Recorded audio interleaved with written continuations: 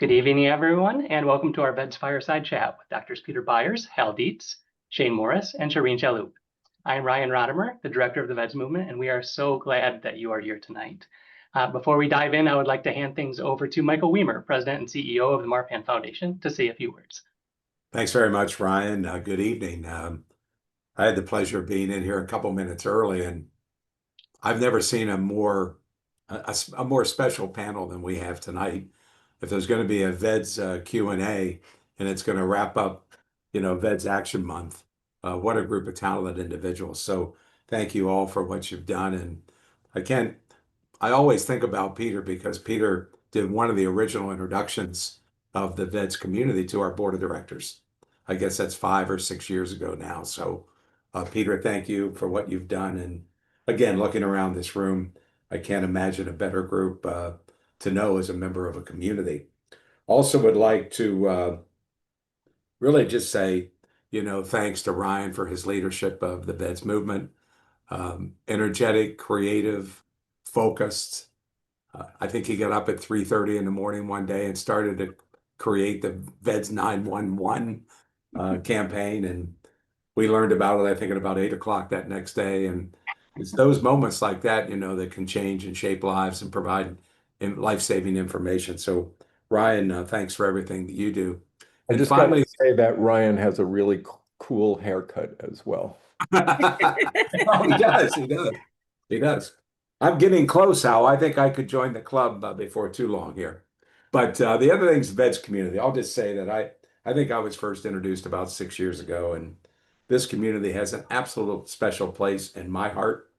Every time I'm with the members of this group and your kids and families, you're courageous, have great ingenuity, you have great spirit. And to me, that will keep the VEDS movement going forward and ultimately result in very, very good outcomes for everyone that's involved. I should also very quickly mention Sofia de la Garza has now joined our board. She was at our first meeting last week.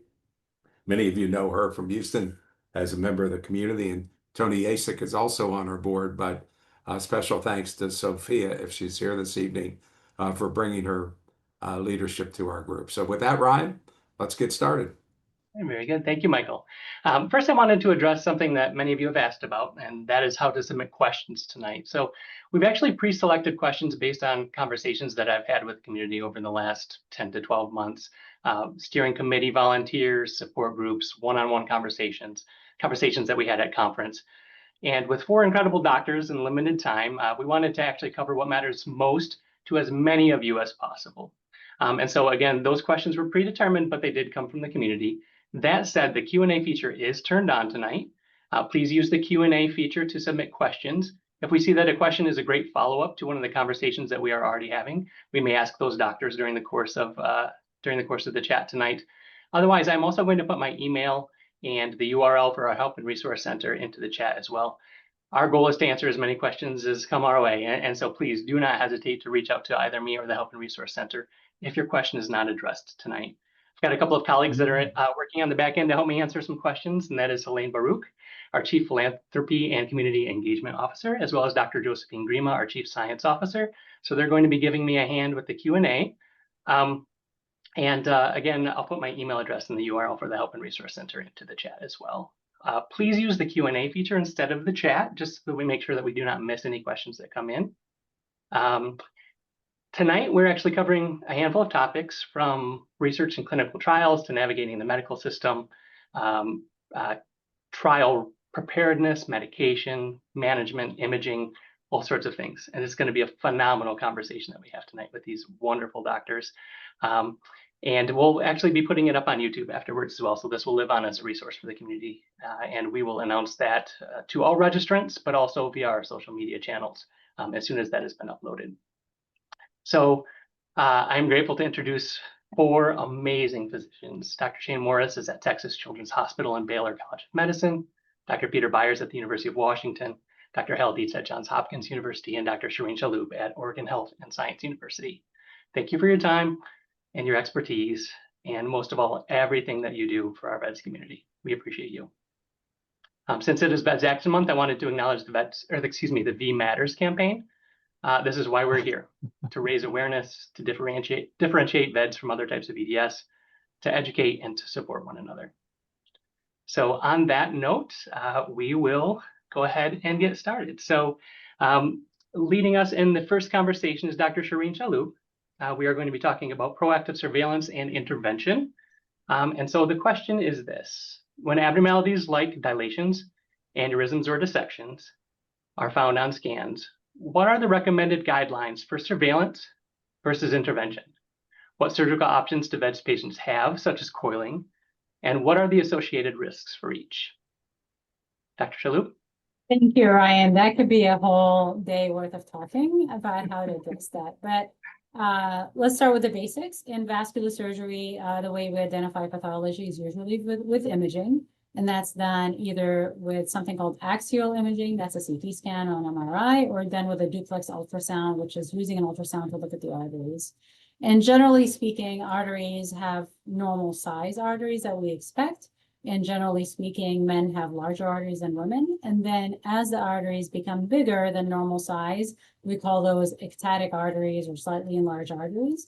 And for them to be called an aneurysm, they have to measure 1.5 times the normal size of an artery next to it, if you will. So if you look at a segment of an artery, the easiest way is to look at the artery and say, okay, this artery should be 2 centimeters. If it's 3.5 centimeters, that's 1.5 times larger, then that's an aneurysm by definition.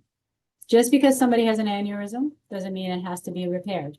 The reason we repair aneurysms is because we worry about the aneurysms getting large enough to where the wall becomes weaker and then ruptures, and then people can bleed out that way. Or it gets large enough, and in some arteries, they can form a dissection, a tear in the liner of the artery itself.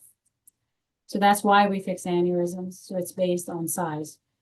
Currently, we have size criteria that are based on the general population. They're not specific for vascular EDS. And so that's why when somebody goes and sees a vascular surgeon and has a conversation around the arteries, it's always good to start by saying, what is the normal recommendation for sizes in the general population? And now, because I had vascular EDS, how does that change? So that's the aneurysm answer. And we can dive into more from the audience for maybe writing questions. Dissection, the simplest way to think of dissection is that the inner liner of the artery or the aorta has torn, and that creates double channels. So instead of it being a single channel like a rubber hose, it's now 2 channels that are running in there. That is a problem if it is associated with rupture. So if the wall gets weak enough and it ruptures, or it's a problem if that tear covers the orifices or the origins of the branch arteries that are coming off that vessel. So it can cause the vessel to block off. So then that's called malperfusion is the fancy term for that. And then that's why we have to restore blood flow if we see them. So dissections, generally speaking, can have symptoms or can be not have symptoms. So some people can have pain when the dissection happens. And some people may have no pain, and then that way we just pick it up on imaging. So far, so good? All right. So in vascular EDS, when I started doing this a long time ago, the recommendation was not to look, because what's the point of looking? If we're looking and finding these things, what are we going to do about it? And over time, we have shown that, in fact, looking does matter because there are situations in which we can offer repair surgery that can be life-saving without waiting for it to become a rupture or a dissection that doesn't have blood flow to the organs. So instead of taking something that's an emergency, if we can convert that to a more elective type repair, the outcomes are better. And that's true across all of vascular surgery, not just vascular EDS. And we and others have repaired these aneurysms or dissections, depending on where they're located, by certain methodologies, depending on where they're located, and have done that successfully. The word that you just mentioned is embolization. That word, what that means is that you are clotting off that artery. You're putting material in the artery to cut it out of the circulation, if you will. So you go through wires and catheters through the arteries, and then you plug that artery. And that can be, the materials are called, there could be embolic materials that are liquid embolics. And there's also materials that we use like coils, which are metal, small pieces of metal, if you will, that we coil inside them to take the image. That works if it's an artery that you can live without. So that's how you decide. Is it an artery that we can live without? There is redundancy in the arterial system, so we have that luxury sometimes where we can do that. Sometimes the arteries are important and we cannot do that. And in that case, we want to keep the blood flow going through the artery. So embolization is not a good option for that particular artery. And in that case, we start to look at other maneuvers like putting in a stent where it's a liner inside the artery to exclude the aneurysm or to open up the dissection. Or sometimes you have to go around it. And, you know, jokingly, I say in vascular surgery, your options are if the artery is too big, you make it smaller. If it's too small, you can make it bigger. And if you can't do either of those things, you have to go around it and it's a bypass. So that's a very simplistic plumbing answer.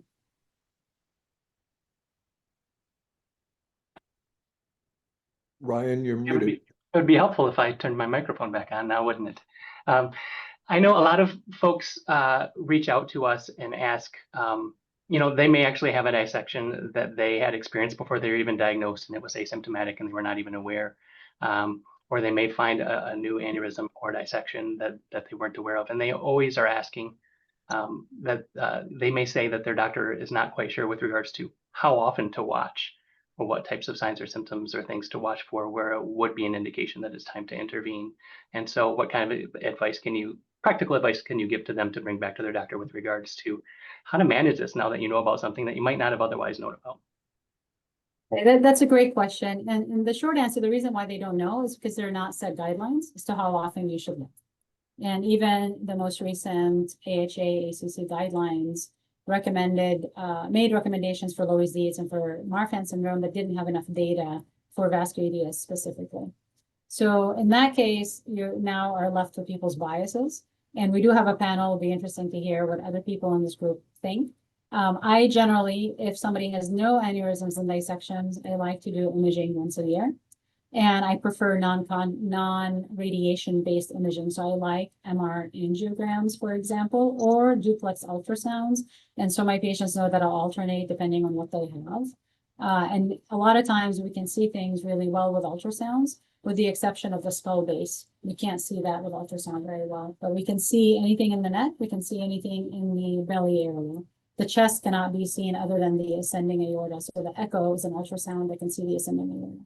So there are certain parts of the anatomy that are not suitable for ultrasound, but generally speaking, ultrasound is a nice way if we're not trying to do a CT scan. If somebody has aneurysms and dissections, I usually like to get imaging every 6 months just to see if it's changing over time. And if it is not, then we make an individual, this is a shared decision making to say, do we go once every 6 months? Do we go every year? And similarly, I also have the discussion about the modalities. For example, some people have a lot of anxiety around MRI scans. They just don't tolerate the MRI scan. So then we have to have a discussion to say, okay, what are the other options? CT scans are great for if you're planning on an intervention. Most vascular surgeons want to see a CT scan if we're going to do an intervention. So we try to use it in that circumstance. My colleagues in radiology tell me that the risk of radiation is minimal and that it is safe to do CT scans. But again, I will say that my personal bias is that if I don't need a CT scan, I'd rather use an alternative form. I would love other people to chime in on how often you image your folks. Shaine, maybe you can comment. Oh, sure. Well, I can weigh in. So I'm a pediatric cardiologist, so I echo yours. I mean, they're going to get so many, most people with VEDS often get CTs in an emergent situation. So for surveillance, especially in kids where the risks are lower, I also like MRI angiography surveillance for patients without aneurysms or without dissections. Once you've had a dissection, we do tend to follow more with CTs, but I completely agree with you. And for timing, I generally visit with everyone once a year with some sort of imaging, but we space cross-sectional imaging depending if you're a haploinsufficient variant, it might be every 5 years, but it's might be every 2 or 3, depending on the severity and depending on if, you know, a 17-year-old is really different than a 4-year-old for cross-sectional imaging. We usually do see people at least about once a year, maybe 18 months. Often with an echo, depending, about 15% have aortic dilation, and we have a biased group because we also have several that have congenital heart disease. I think that's how they came to our care. But it's more just to keep touching base and keeping people up to date on the research. But imaging is, you know, less intensive for the younger kids. And as you get into your teen years, we go to annually and with an event more often. So very similar. Thank you, Shane. I was going to add to that, when we talk about people who are going to see their vascular surgeons may not know that there are medications, for example, that we want to put our patients on, or that they shouldn't take ciprofloxacin or levofloxacin, fluoroquinolones. So the visit, while may not be surgery centric, there are lifestyle modifiers that we want to address. Like if they're smoking, we want them to quit smoking. That's what I tell everybody. Smoking is the most offensive thing to the arteries. I really do not like smoking. It's just bad for the arteries all around. So we want to quit smoking if they're smoking. If the cholesterol levels are extremely high or out of range, we want to follow the regular cardiology guidelines with regards to statin therapy, for example. But just because you have VEDS alone is not a reason necessarily to be on statins. So that's important to remember. And then blood pressure medications, and you'll hear more about that from the experts. But certainly it's important that even when you're going to see a vascular surgeon is to have a conversation around all these other things, not just the imaging. Very quickly, well, it wasn't, oh, go ahead, Peter. I'm sorry. I was just going to ask, what do you think it's going to take to get an idea about standardization for imaging and quantitation and what the outcomes are and what the benefits are as opposed to risks and things like that. So when I've talked with Michael Frank, for example, in France, they do imaging on a regular basis, every 18 months or something like that, but rarely intervene. And I think, Sherene, that's a little bit different for you. You do intervention, and I think also Shaine may as well. And so that kind of approach is quite clinician dependent in many ways. And I wonder what it's going to take to get to the point of saying, look, there really are appropriate ways to do this. These are the best ways to do things. Yeah, I could wait just on my perspective. I think now we have some medications that may help. We don't, the data are not strong for any of them, but there are up to 3 medications that might help, and depending on what study you look at. And certainly if someone's had an event, even a silent event, I'm more likely to put them on a medication, especially for children, because otherwise we're just following. So for me, we're not very often doing a surgical intervention, but I've had maybe 20 kids with an event and we definitely changed their medication regimen. So it does result in an outcome. And I think if we can get stronger studies, even if they're observational, saying that these medications help, I think that's commonly going to result in a need for imaging. Actual surgical intervention is much less common. I'll let Sherene comment on that, but it definitely changes my practice if I see a new event, even if it's silent. Yeah, if you look at the abdominal aortic aneurysm data, for example, Peter, a lot of people with abdominal aortic aneurysms, we are following them with surveillance and we're not intervening. So that the proportion of people who end up with surgery with an aortic root aneurysm or an abdominal aortic aneurysm is relatively small compared to the population that we're surveilling. So I would use the same logic to say if somebody already has a dissection of an aneurysm, it doesn't always translate that they need a procedure, but it helps us understand where the problem is. And if they have sudden onset pain, it helps us understand we already have baseline imaging that can help us also quickly triage where the problem may be. And so I think there is value in that. And while overall the proportion of people who need intervention is low, that is true, but it's also in a lot of other surveillance and things, other conditions that we surveil in vascular surgery. So just because you have vascular EDS doesn't mean that we should stop looking because we think the intervention rate is low. And in the past couple of years, I've had calls from around the country, either people having new symptoms or having new aneurysms that were expanding and growing and underwent successful repair, not just by me, but other vascular surgeons around the country. Good. I have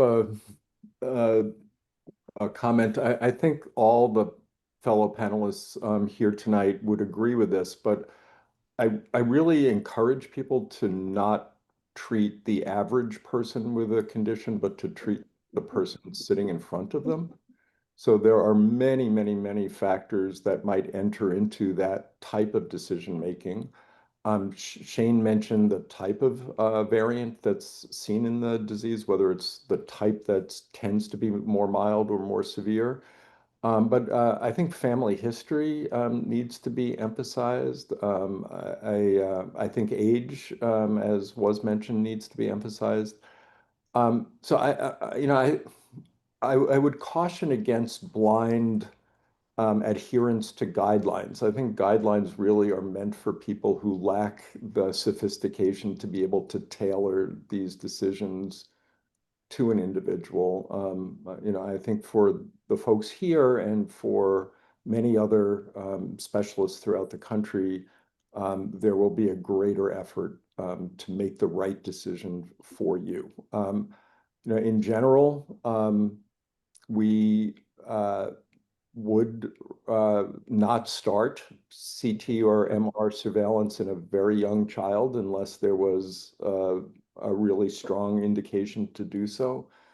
And that's simply because events are so rare in that population, and use of MR imaging, for example, would generally require general anesthesia, which has its own attendant risks. If someone has a benign family history, a less severe type of variant, no personal history of events, we might spread out MRA imaging to 5 years, as was mentioned. In other circumstances, we might go even briefer than the 6-month interval that was mentioned. So every attempt should be made to make the best decision for that person in front of you. I agree with that 100%, and it's really well said. And for the audience listening, I mean, we call that shared decision making, right? Like that's part of that, getting to know you and understanding what's happening with you, and taking all of that in context. And family history is incredibly important, not only for having events, but also how people did with surgery. And I've had patients be able to give us that information as well, and that helped us guide the next person in the family to say, here's what we've seen happen with this relative, if the family members are willing to share that, and that has been useful. Thank you so much.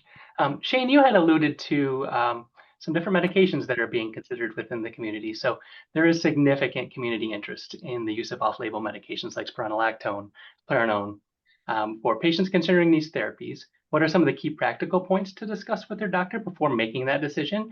And just as a little bit of background, so community questions generally include things like necessary monitoring with regards to blood pressure, imaging, managing of side effects, factors that influence whether these are a suitable option for an individual. And so if you can, please speak to that. Sure. So as Hal mentioned, this really needs to be carefully considered with your doctor about your specific conditions. We have a lot of things that are risk modifiers, many of which he mentioned. Also, if you're born premature, you're more likely to have an early event. There's a lot of things that are taken into account for whether they're even good for you. There are potentially 3, medications in the classification of beta blockers, angiotensin receptor blockers, and maybe spironolactone, all of which have limited evidence. And so you have to talk with your provider, and I recommend, if you can get access to a VEDS specialist, about those. You have to balance those. They are all fairly low risk, but do have some side effects. And could you tolerate that? For example, beta blockers can lower your heart rate. Both beta blockers and ARBs can lower your blood pressure. ARBs and spironolactone can cause electrolyte abnormalities.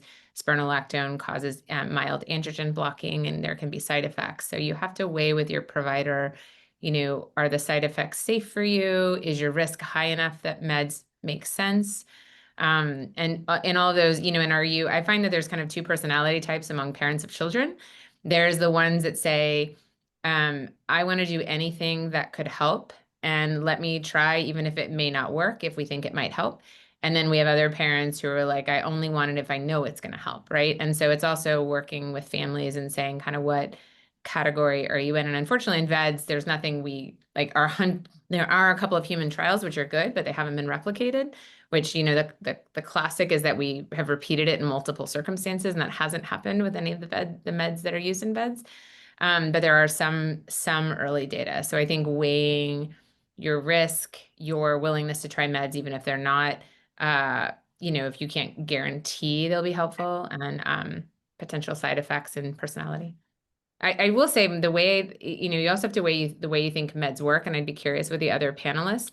I think this is an opinion, but based on the data in Marfan syndrome and Loeys-Dietz, and obviously this is a totally different condition, but I think that some people think medications like the 5 hours you're on the medicine or the 24 hours you're on the medicine, that's protecting your artery.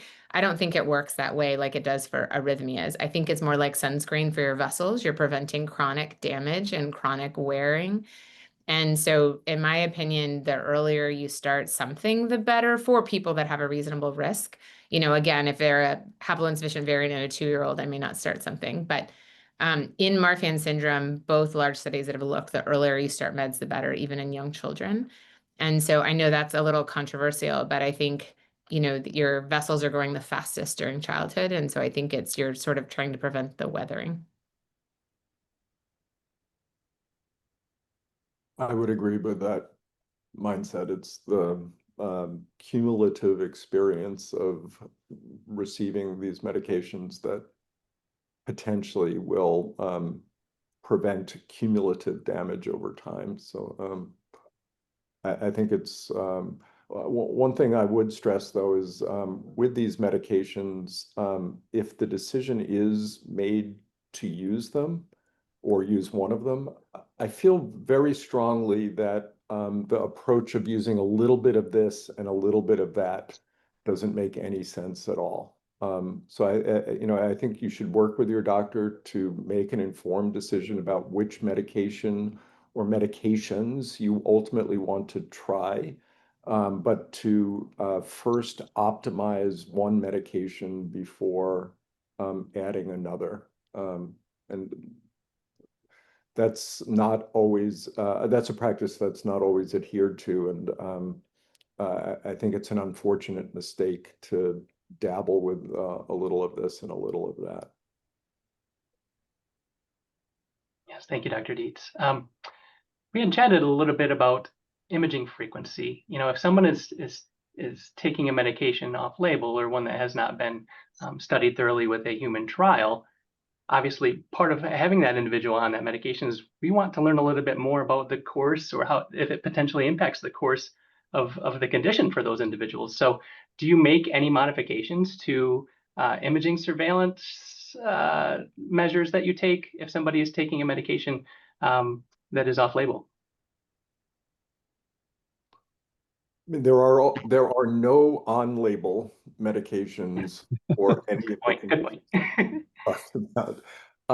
If we're changing something about someone's chronic management, I typically would say let's take a look a little bit earlier, make sure that there's no misadventure, make sure that perhaps stopping one medication to start another didn't have an adverse effect. So I'd love to hear what the other panelists think, but I might say instead of a year, let's take a look again in 6 months, for example. Yeah, I think it depends on why I started meds. For just surveillance, I routinely recommend meds, at least a beta blocker or an ARB. And so that if it's for surveillance, I'm not necessarily increasing my frequency. But if I'm doing it because an event, like if a young woman, like I have a lot of teens that have had bowel perforations, and if I increase their meds because the bowel perforation is a sign that their vessels are more fragile or that their body is more fragile, and I put meds on, then I might increase frequency, but it's not really the med that's making me increase imaging frequency. It's that I realize that that person is more severe. So, but if I change their medication, like Dr. Dietz said, if I take them off one and put another one on, that might cause me to do that. But since I'm a pediatric person, I'm less often taking someone off than starting something.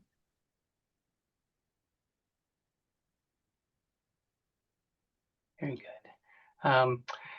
Another question that has come up in the community is with regards to navigating the medical system. Specifically, what are some of the best practices for navigating encounters with providers who are unfamiliar with VEDS, especially in the emergency setting? And how can the community work to dismantle medical dismissal and confront some of the common misconceptions that are out there with regards to VEDS, but specifically if the doctor just hears the term Ehlers-Danlos syndrome and immediately presumes that they know what that is. And so actually, Peter, if you would be willing to lead this conversation with the other doctors, practical advice that you all can give to people who are navigating misconceptions and medical dismissal, especially in the emergency setting. The emergency setting is really a unique setting in the sense that you as a patient end up there not voluntarily. You're not there because you wanted to go. And one of the things that we've stressed almost from the beginning about this is that it's very important to have a care team, and the principal person in the care team is your primary care physician. That person at the beginning won't know a great deal about vascular Ehlers-Danlos syndrome, but you as a person will be one of the primary and excellent teachers. You will be surprised how willingly people take it on, assuming you have the right person.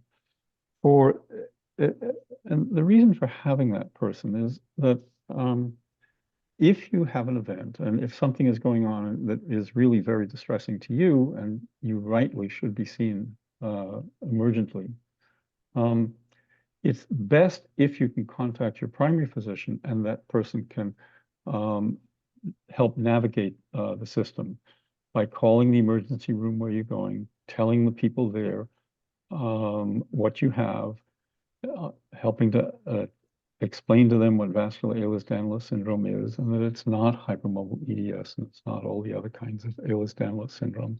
And it really means that you have to be taken seriously in terms of what's going on, and do not dismiss this person because you think you know what Ehlers-Danlos syndrome is, and these complications don't occur. So having an advocate for you is extremely important. And that means having set that up ahead of time to the extent that you can, and work out a way that if something happens, you have a way to call.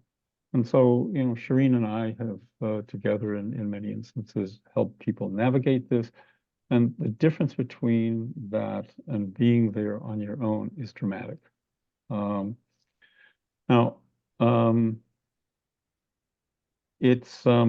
So sometimes, as Sue has the note up there, that PCP is really a general term saying the primary care, that is the primary person that's responsible for you with respect to vascular Ehlers-Danlos syndrome is often the person to do it. And so sometimes it's because the person that you see most regularly is a vascular surgeon or a geneticist or a cardiologist, who isn't really your PCP, but is really very much responsible and is perhaps the best person to do it. So I'm using PCP as really a general term, but really talking about the person who is most most informed about these conditions and can help you navigate the way. So the second thing is, this is often a little bit difficult to recognize, but the doctor is not your enemy. And, or at least most physicians do not consider themselves your enemy, and that they are there trying to do the right thing and to help you get the care that you need. That sometimes is hard to recognize, and sometimes it is difficult, and sometimes you will not be able to get through. So what do you do in that circumstances? So this is assuming that you have vascular Ehlers-Danlos syndrome and you know what there is. So the Marfan Foundation and the VEDS Movement have a very nicely set up list of things that are important.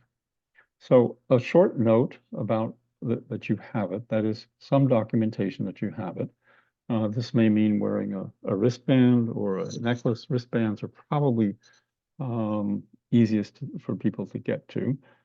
And that says you have vascular Ehlers-Danlos syndrome. And although it doesn't say the V is important, it differentiates it, and particularly if you spell it out. Don't use VEDS there. Now, in the community, VEDS is fine. In the emergency room, it probably doesn't work very well, and you really need to say vascular Ehlers-Danlos syndrome.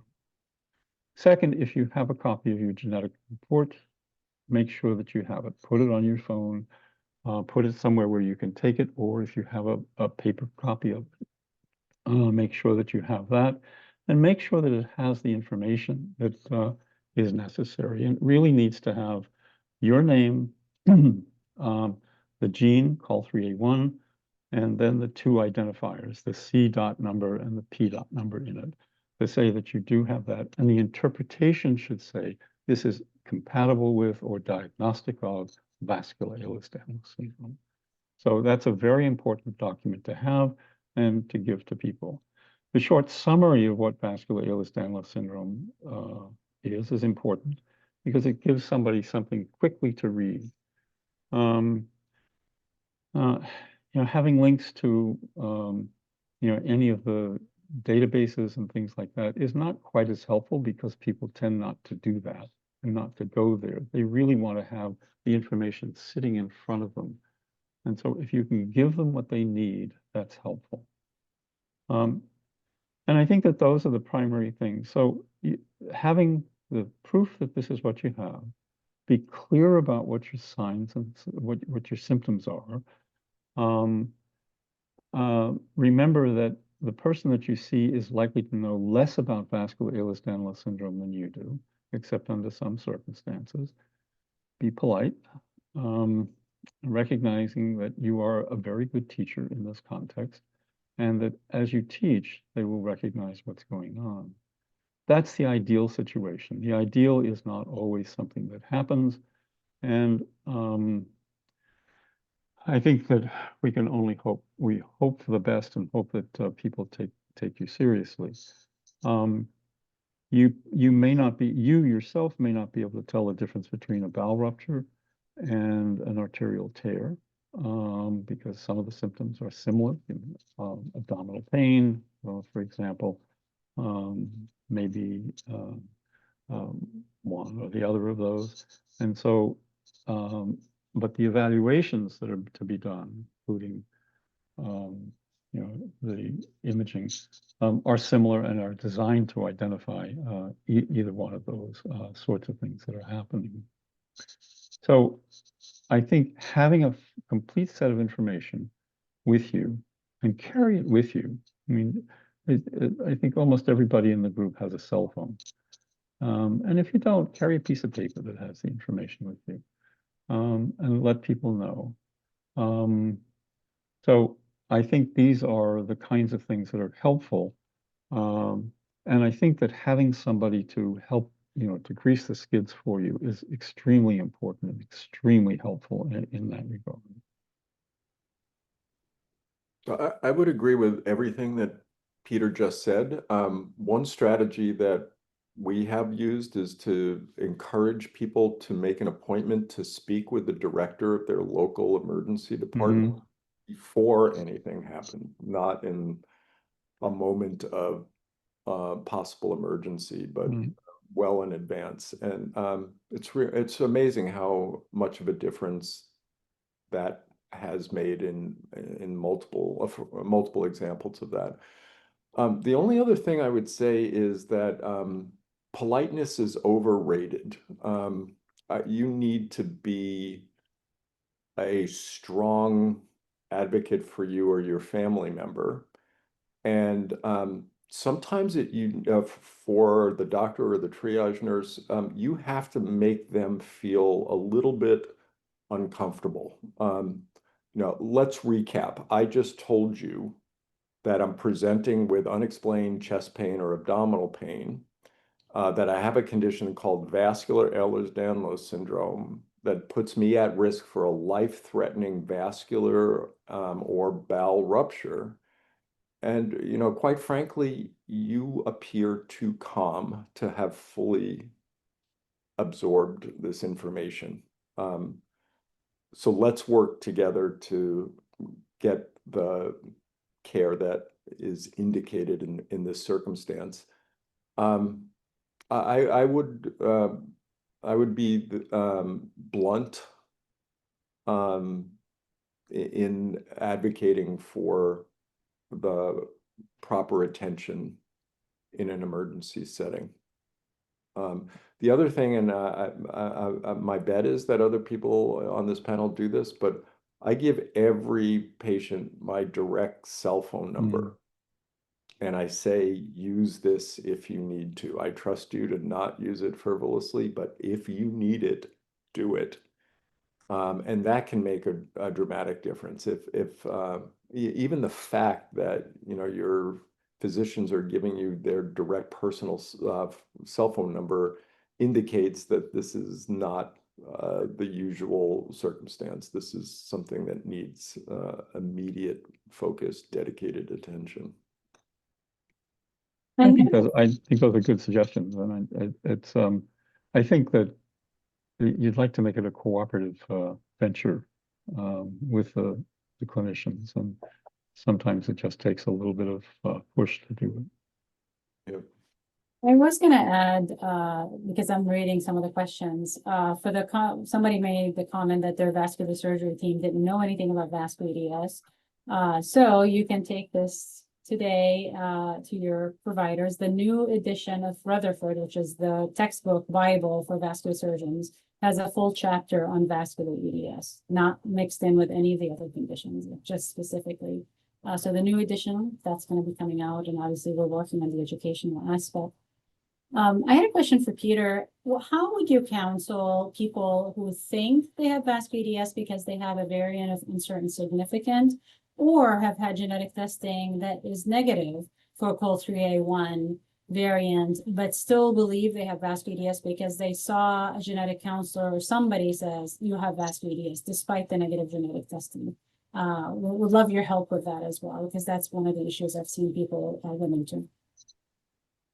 I think it's a very complicated kind of thing. I think that that we've had the experience. We do a lot of consultation with people about mutations and about variants, and sometimes we will reclassify them because of what we know and what our experience has been. And we're always open to that. And I think that's you know, many people contact us, and we do as good, we try as hard as we can to get back to everybody with their requests. There are reasons that if you have all of the kinds of clinical presentations that make you think about vascular EDS, that you might not find something by genetic testing. That is, there may be variants in introns that are not found in the way that sequencing is now done, that may lead to abnormal processing of RNA and abnormal processing of proteins.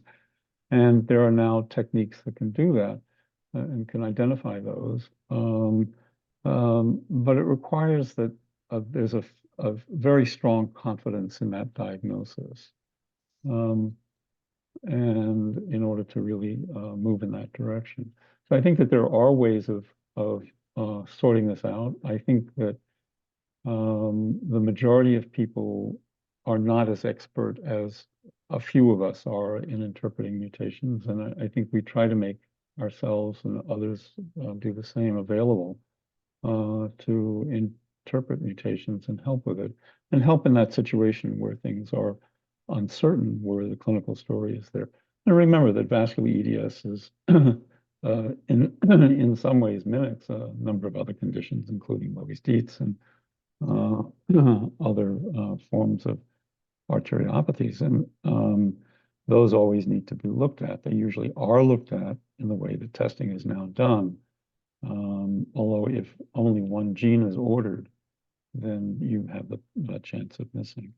And other technologies that include genome sequencing or RNA-seq or things of that sort can be very helpful in sorting things out. So it's worth doing. It's worth going the extra mile to find that additional. But isn't in an emergency department, isn't the important information to convey is I have a personal and family history of catastrophic vascular events in early life, whether or not this is vascular EDS, yes. I'm presenting to you Right. with chest pain, and you need to take it. Right. So, Which means that, you know, it's just as you would. I mean, if somebody with Marfan syndrome would do the same kind of thing, and with a very strong family history. And there are families in which we do not find things with strong family histories of events. And that's a critical part of the history in talking with the physicians in the emergency room. So you're absolutely right. I mean, family history will sometimes overrule the absence of mutations.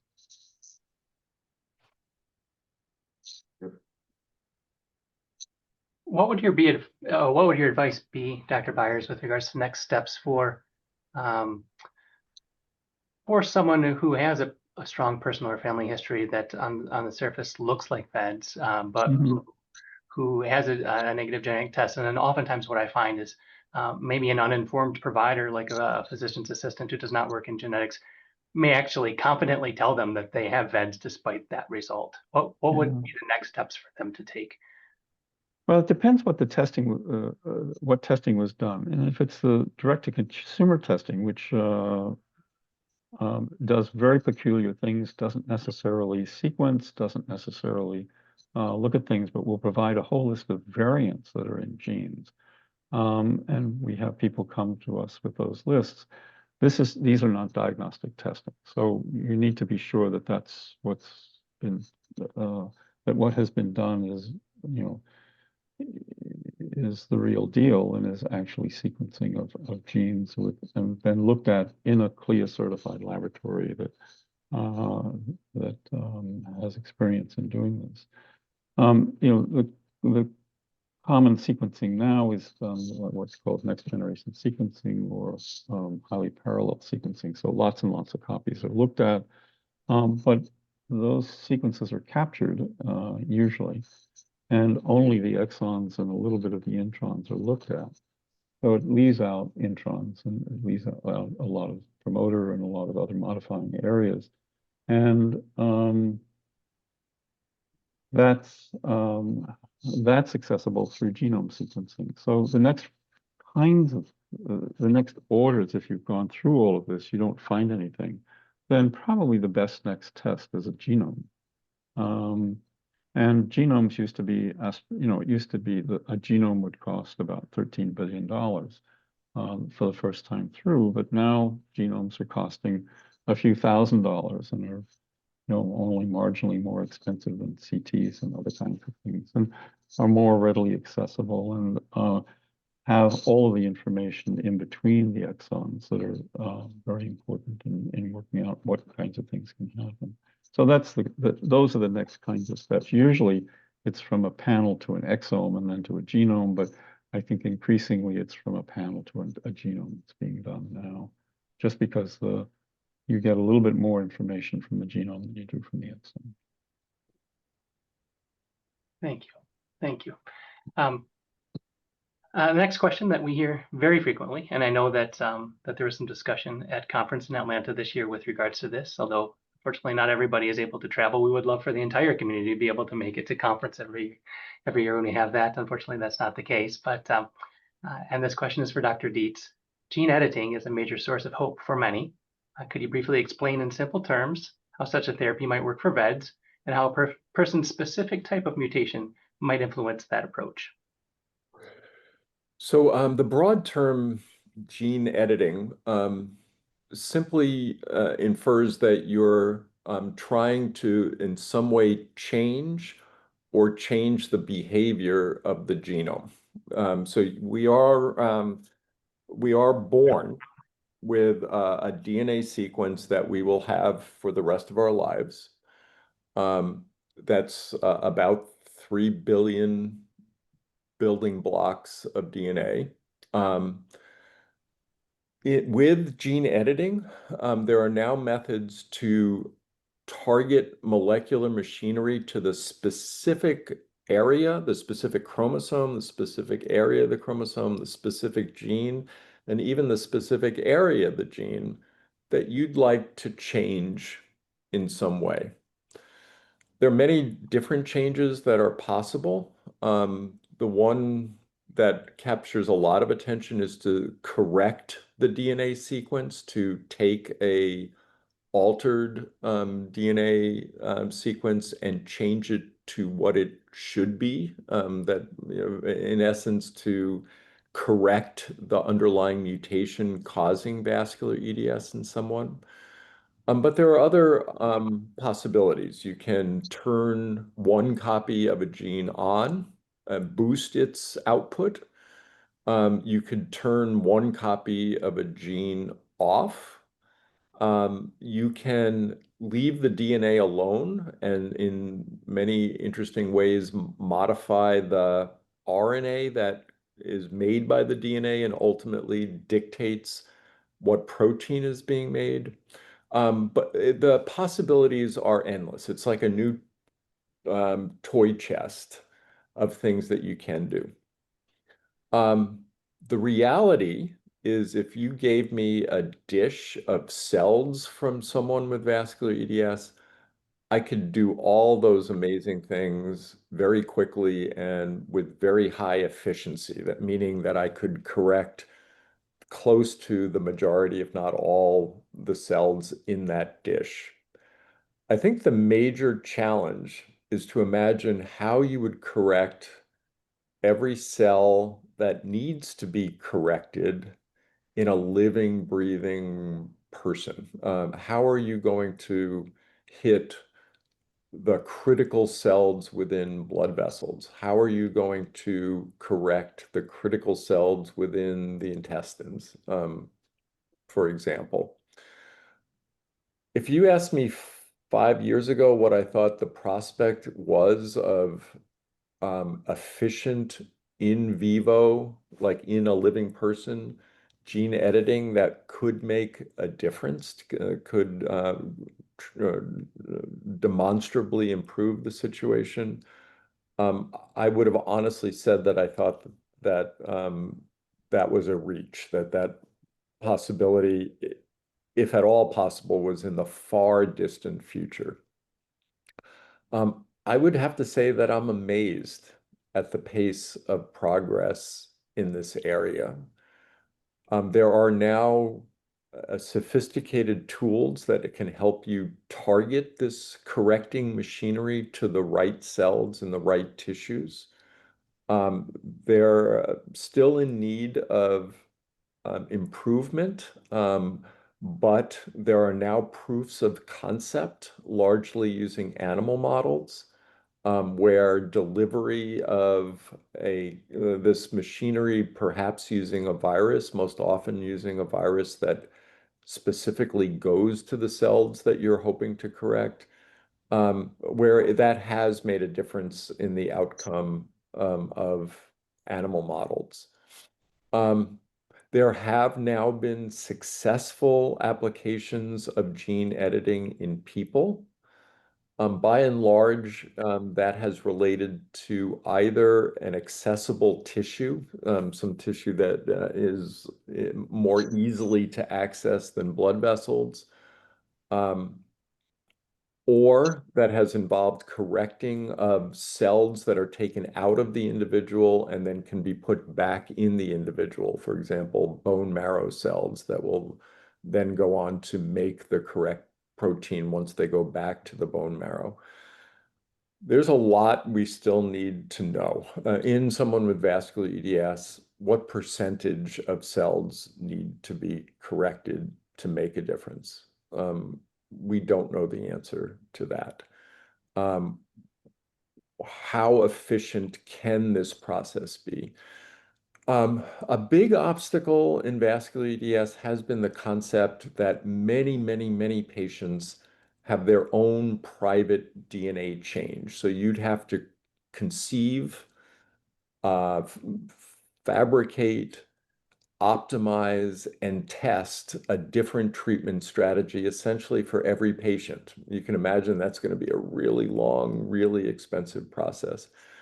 But now with collaborators, people I'm currently working with at Johns Hopkins, Greg Newby and Elena McFarlane, we're trying to imagine a more efficient way of bringing this type of therapy to people with vascular EDS. So we mentioned that one type of DNA change typically has less severe consequences than another type. The type that tends to be better is a DNA change that prevents that copy of the DNA from making any protein at all. A term that people might have heard is something called haploinsufficiency.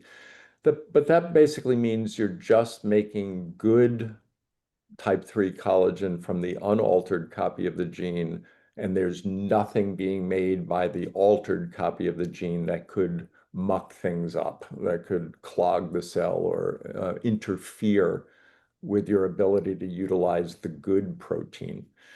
So what we're imagining is to find variants throughout the type 3 collagen gene that would allow us not to target the precise mutation in an individual, but to target the abnormal copy of the gene. And it turns out that if there are about 12 variants, pretty common variants in the type 3 collagen gene, that would allow you to design this kind of therapy to turn off the bad copy of the gene in over 80% of people with vascular EDS. So we're exploring this more generalizable strategy. Initially, the work's being done in cell culture, in culture dishes, but we then have plans to use really good animal models of vascular EDS to test this strategy. And in theory, that type of approach could allow you to bring this type of therapy to a large portion of the population of people with vascular EDS much more efficiently. So bottom line, lots of potential, lots of excitement, but lots more work to do. Thank you. Do any other doctors have any thoughts or comments with regards to gene editing or CRISPR or anything like that before we move on to what is probably going to be our final topic? This time went extremely quickly tonight, but any other thoughts with regards to gene therapy, gene editing? Nothing tremendously more, just thrilled that other collagen disorders are now starting to have, like Hal said, proof of concept, which has finally made it like considered a possibility. So it's Yeah. really exciting what he and others are working on. Besides that topic, are there any other promising updates on the VEDS research front that any of you are aware of right now? What I would say is, what I find most promising or most informative or most exciting to me derives from animal models of these conditions. And I know, people constantly point out to me that people aren't mice and mice aren't people. And yeah, I get it. But what those animal models have taught me is that there is a way to beat vascular EDS in a big way. So some of the therapies that are working in vascular EDS are literally disease altering. They take a mouse that on average dies from a vascular event by 40 days of age and allow essentially 100% of the mice to live a full mouse lifespan despite having a vascular EDS mutation, a severe vascular EDS mutation, despite exercising, despite getting pregnant, despite doing everything that a mouse does and wants to do.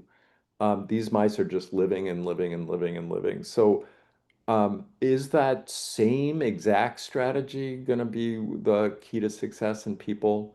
Honest answer, I don't know. But what that experience has taught me is that there is a way to beat this condition.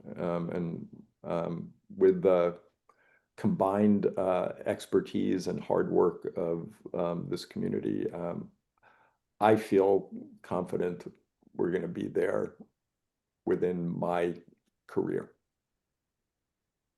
Do you think that there are things that you can glean from the different strains of mice that actually allow you to understand why our very outbred human population differs from the mouse populations in which the studies are done, and that you may have ways of figuring out why something works very well in mice and not very well in humans, but then take that and make it so that it will work better in humans?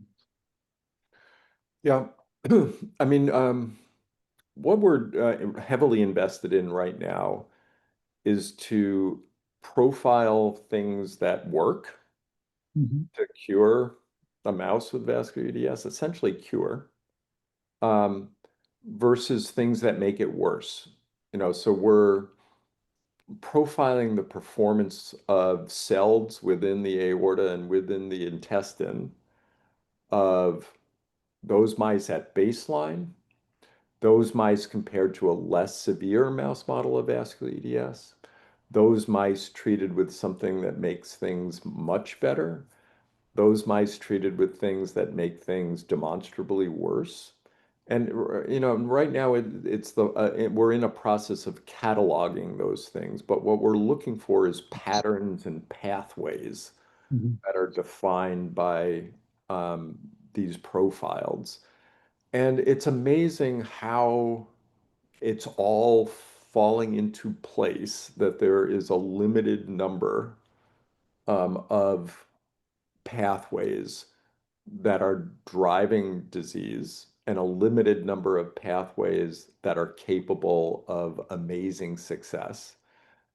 What's really interesting to me is that successful treatments are not reversing something that's abnormal in vascular EDS, but rather compensating for a deficiency that's present in vascular EDS. It's saying, yeah, we get it. There's a deficient type 3 collagen. We're not going to change that, but let's find a workaround. Let's find something that allows the cell and the tissue to compensate for a deficiency of type 3 collagen. And honestly, I was amazed at the consistency of the output. So it's recent work. It's not yet published, but I'm excited by it. Well, you're excited. We should all be excited. Thank you. Thank you. And as I look at the clock, probably lighten the topic a little bit here, get away from the science to a bit of a degree, but Shaine, actually, I was kind of hoping that Dr. Shalhub would be able to stay on just a bit longer with regards to this topic, but there are a lot of folks that reach out that are not at a center that actually has an active registry for VEDS patients, and they reach out and they ask, how can we get involved in these registries if we're not at one of those centers? And so that is one part of this question, but just overall, how can patients contribute to VEDS registries worldwide? And then from a clinical and research perspective, can you explain how patient data from these registries then directly translates into better care standards and a deeper understanding of VEDS? Yeah, absolutely. Thank you so much for that question. So registries are really critical. So for people who don't know, I think when I was growing up, I thought research was like you go somewhere, you get your blood drawn, they do something to you, you go home, and there is that kind of research. But in VEDS, a lot of our data is observational, like what happens over time. And these data are collected by things called registries. So these are where you sort of sign up to contribute your data, your medical history data, so people can follow along over time. And then if a certain question comes up, like what happens to pregnancy, to women in pregnancy with VEDS, what happens if you get a knee replacement in VEDS, and then you can go back. Rather than going and saying, call me if you have a knee replacement, you can go back and say, how many knee replacements do I have in the database? So right now, as far as I know, there are 3 registries in the US tracking VEDS. We all collaborate with each other, but the more you can belong to, the better. So of course, Dr. Shalhub leads the VEDS Natural History Study that was based in Seattle and is now based in Portland. And you can, I'm sure, hopefully we can post the links to join that. Diana Milowicz runs the Montalcino Aortic Consortium, which also is an ongoing registry, and you have to join through a site that recruits, although most of our sites do recruit for that. And then I run Clarity, the Collaborative for Longitudinal Aortic Research in the Young, which will take any VEDS cases, but does have a focus on young patients and longitudinal care. And that's I can put it in the text, but it's clarityregistry.com. Anyone can join. You just join, give your information, and a research coordinator will enroll you. And you can be in all 3. That's totally fine. We do collaborate a lot with each other, and we look to make sure patients aren't replicated. But it's really critical in such a rare disease, because it's not like if you're studying heart attacks, You know, you can say, okay, well, I'm going to sit in the ER for the next year and collect the next 400 heart attack patients. But, you know, with VEDS, it doesn't happen that way. So being in these registries is really, really critical so we can do observational research. And it also helps us come up with, you know, not waste our resources on a lot of questions that like spend a lot of money for 5 years to discuss something that may not even have a signal, it may not be something important. We can first look back and say, hey, I'll give an example. I had a patient with low bone density, and I thought it was an anomaly. This is probably my 35th patient with VEDS, and they had really low bone density. And I thought they probably had something else going on. They also had congenital heart disease. And then the next month, I got another patient with low bone density, which just seemed odd because I'd never had a patient with low bone disease, your children. I reached out to Rachel in the Facebook group, and a lot of people said, oh, I have low bone density. I have low bone density, but that's not, surveying Facebook is not like a reliable method. But then we looked back, we had a local registry at that time, and looked back at people who had bone density, and about a third of patients had bone density and about a quarter of them were low. And then that brought up a good question, right? So then we started prospectively collecting bone density, and it turns out it's probably a biomarker for a more severe disease. And so if you belong to a registry, it allows us to more rapidly see if there's information and helps us plan future studies. So I strongly recommend, please, please, please join all three. I can put the Clarity logo in there. And usually it's just collecting data.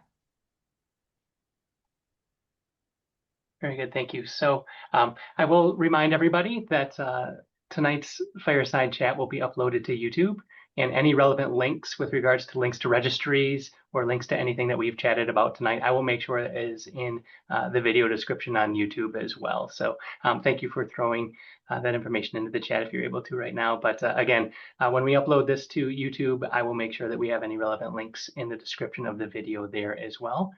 As a reminder, if your question was not addressed during the course of tonight's chat, please do not hesitate to reach out to the VEDS Movement, to the foundation via the Help and Resource Center. I've put the URL for the Help and Resource Center into the chat a number of times as well tonight, or to reach out to me directly at rrodamer, R-O-D-A-R-M-E-R, at thevedsmovement.org. I wanted to take this opportunity again to thank the wonderful physicians that have joined us tonight and given their time and expertise, not only tonight, but they are dedicating their careers to helping our community, and we could not be more appreciative. Thank you to my colleagues, Michael and Helene and Joe, for joining us tonight as well. And thanks again. We hope that you have a wonderful night. If you have any questions, please do not hesitate to reach out to us. Thanks. And thanks to everybody that's joined us, many of whom are well known to many of us on the panel. And it's good to see your names. It's good to see your comments. It's nice to hear from you. Yes, this is an amazing community. We learn from all of you, and this investment that you have. I mean, we're just seeing the ongoing chat and the ongoing questions shows how much of this is a back and forth. So please, thank you for being engaged and staying engaged. We are so blessed by your leadership. Thank you. If somebody can teach me how to make these floating hearts, I would really. React, it's the react button. Just go to the react button, Hal. Go to the react button. And I also want to echo Michael. Thank you guys.